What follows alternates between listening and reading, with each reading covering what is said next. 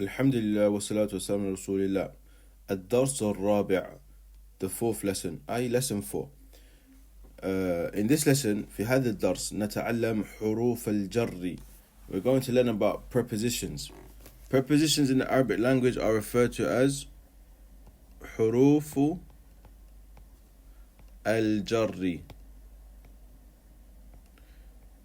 Yeah, these are called حروف الجر, and we have a number of them. In this part of the lesson, we're going to be learning في, على, من, and إلى. These are the prepositions, the حروف الجر, that we're going to be learning in lesson 4. Now, the important thing about learning what prepositions do, their function in the Arabic language in general, prepositions can only come before a noun. We can only use a preposition before a noun. So if I said, for example, if I took this example here, we have al-baytu, and we just want to observe the change that occurs when I use the preposition. Al-baytu, as we should know now, means the house. Now, when I say, I'm going to use a different color for this, fi, and I'm going to add al-bayt now. I don't say fi al-baytu, I say fil bayti. Fil bayti. When we use a preposition, it makes the noun that comes after it take kasra. In general, there's some exceptions that we will learn much later. Fi in the Arabic language means in. So now this is a prepositional phrase, and it we translate it as in the house, fil bayti. Now, if you wanted a complete sentence, we're going to say something like, if someone says Muhammadun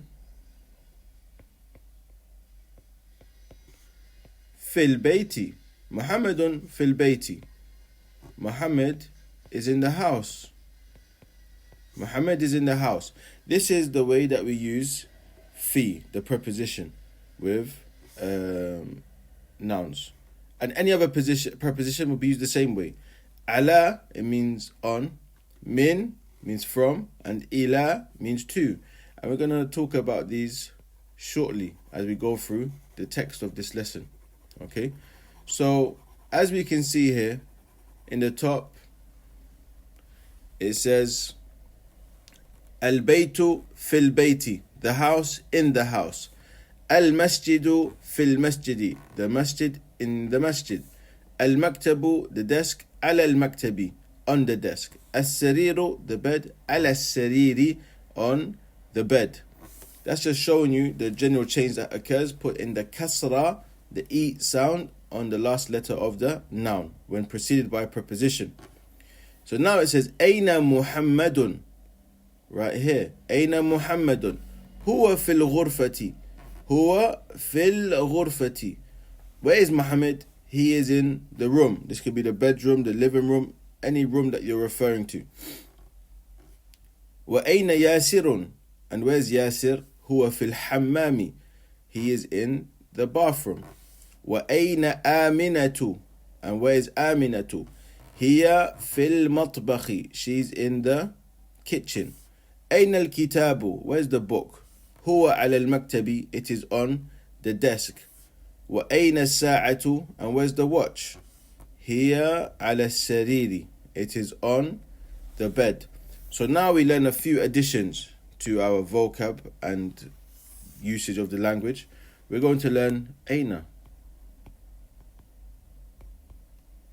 Aina means where. Aina Muhammadun, where is Muhammad? We also learn huwa and hiya. Okay, huwa these are both pronouns. Huwa, hiya, pronouns. They refer back to him and her. He is, she is. So as I mentioned, Aina Muhammadun here in this sentence. Aina Muhammadun, where is Muhammad? I don't need to say his name again. I can say huwa, he is fil ghurfati, using this pronoun. And the same occurs with the feminine noun. Aina Aminatu, where's Amina? Here fil matbakhi, she is in the kitchen. I use here, she is. Okay. If we look at the name Aminatu,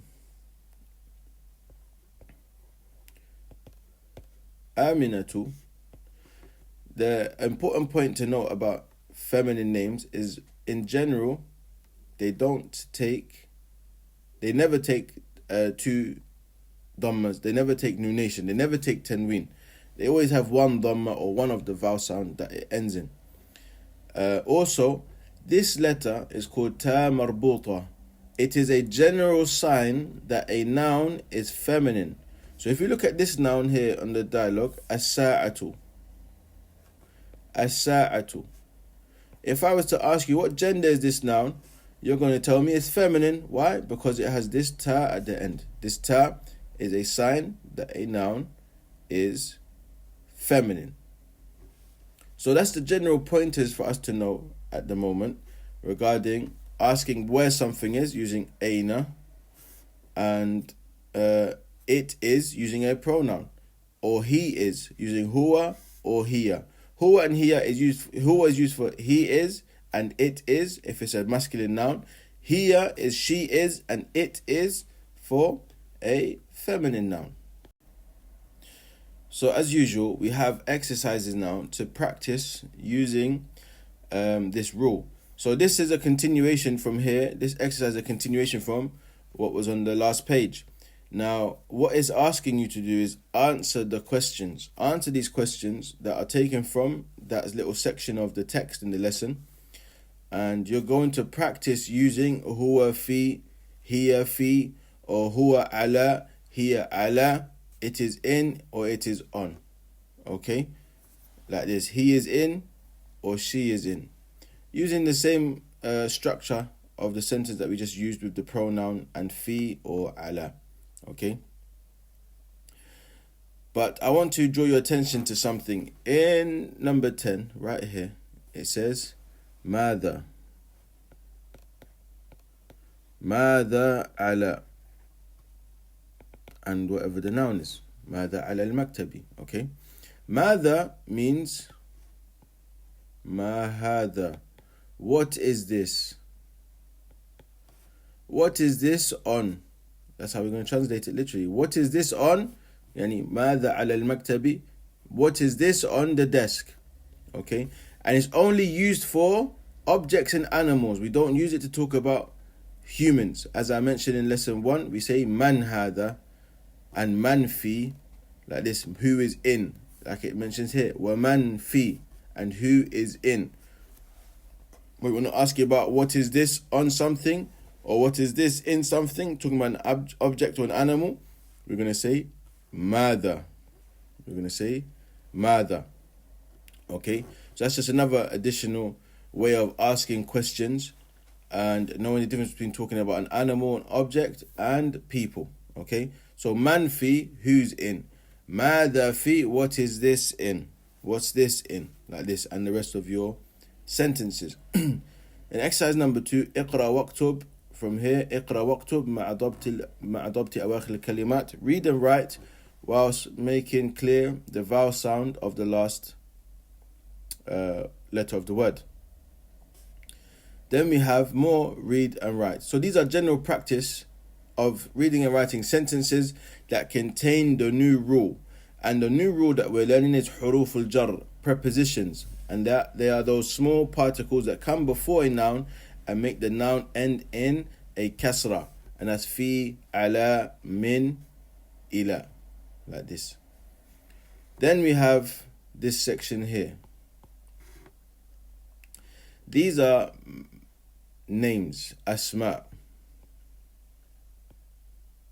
Asma. However, this side from here, this side is masculine. And this side is feminine. And we want to observe the difference. So, Muhammadun Aminatu, Khalidun Zainabu. every feminine name it never ends like this, on. It always u.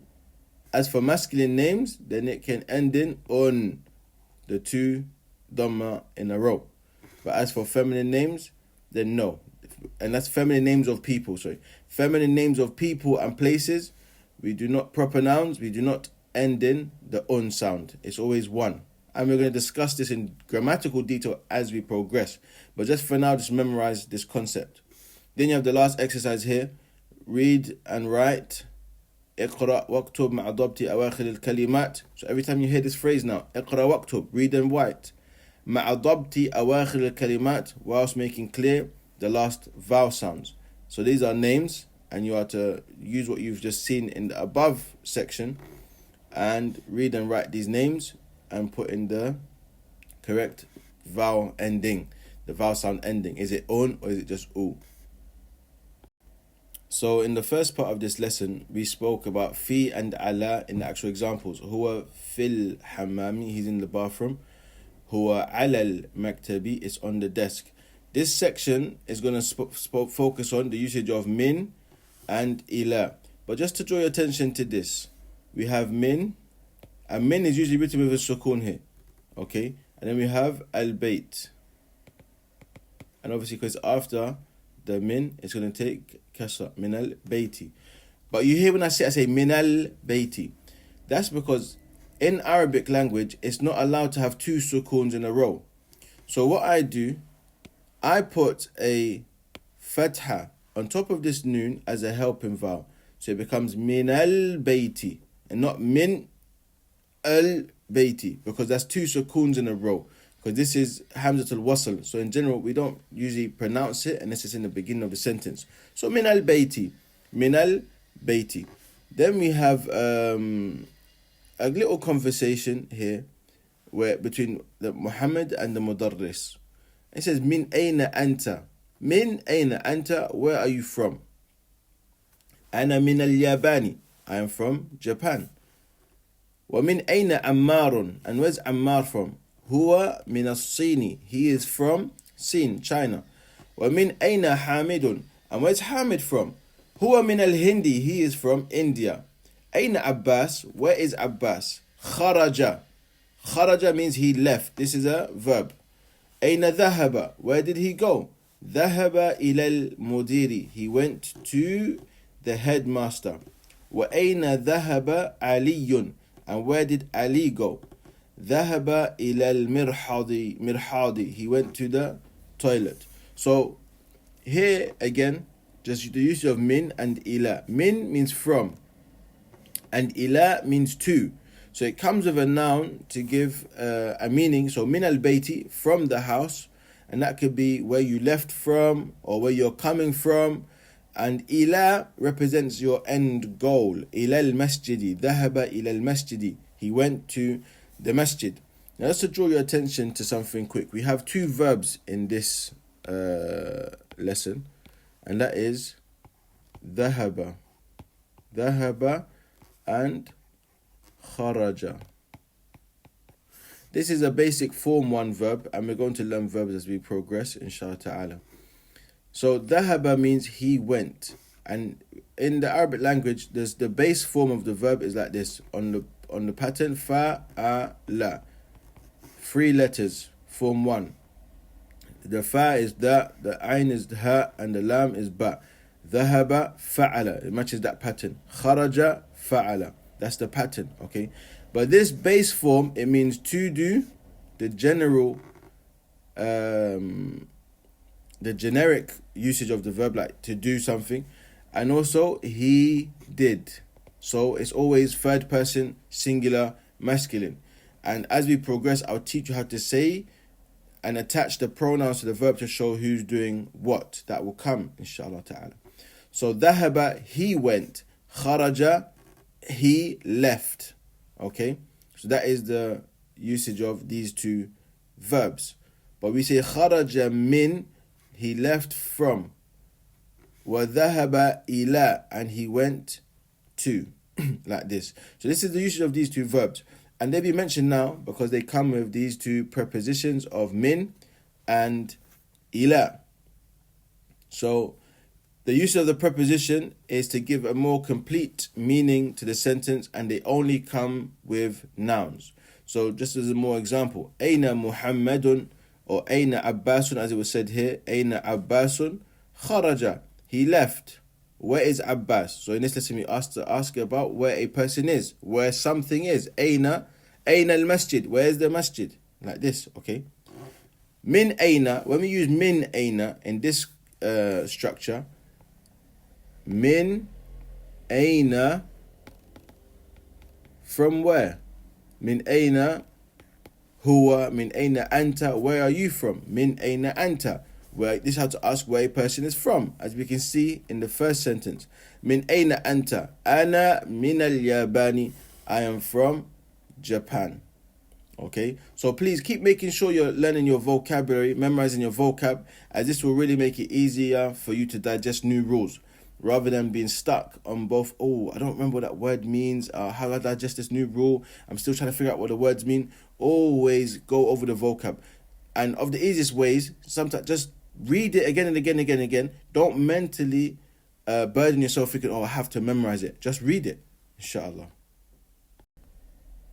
So again, to come to an end of this lesson, lesson 4, we have exercises. As per every time we learn a new rule, we learn some exercises to practice that, inshallah ta'ala.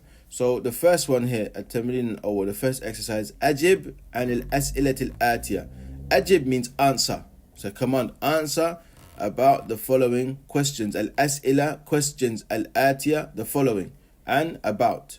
This is another preposition, but we're going to learn that one later. So answer about the following questions. Answer the following questions, basically. Min aina anta, where are you from? So you're going to answer these questions now. Anta min al-Philippines, are you from the Philippines? So these questions are directed to you, and they're also directed to the dialogue that we just read in the previous page. So you're going to go back there, and it says man min as-Sin, and you're going to find out who is from China, like this. Then we got اقرأ واكتب مع ضبط أواخر الكلمات. Again, read and write and put the correct vowel sound on the last letter of each word. So al-ghurfa, what's the last vowel sound going to be? Al-ghurfatu or al-ghurfati, and that's what you're going to do.